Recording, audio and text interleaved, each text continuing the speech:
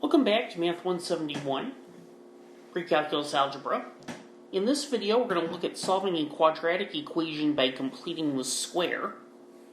So the one we're going to look at here is x squared minus 6x plus 4 equals 0.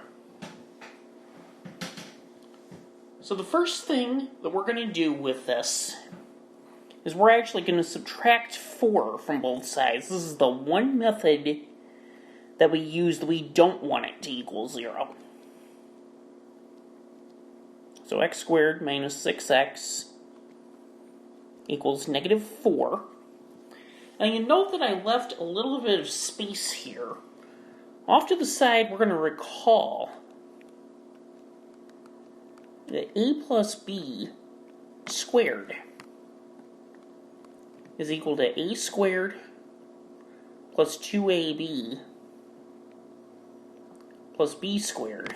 Well, we let a equal x. So x plus b squared is equal to x squared plus 2bx plus b squared.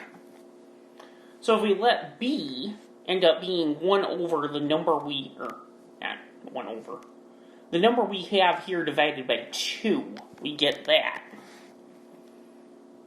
So we're going to add 9, take half the number on the x and square it. That's how we get the 9. Because we add 9 to one side, we have to add 9 to the other side. And let's just write down what we have here. X squared minus 6x plus 9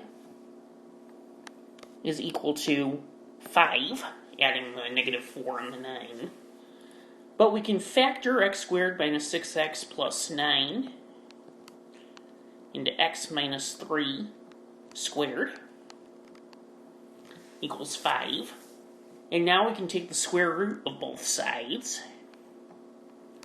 Remember, when we take the square root in the context of solving a quadratic, we need plus or minus on the square root. And now we can add 3 to both sides, and we get x equals 3 plus or minus the square root of 5. And then, of course, with the notation the textbook likes, I'm just going to go ahead and put it straight in the brackets, 3 plus or minus the square root of 5. So, that's how we solve a quadratic by completing the square. In the next video, we're going to derive and then use a formula so that we don't have to complete the square every time.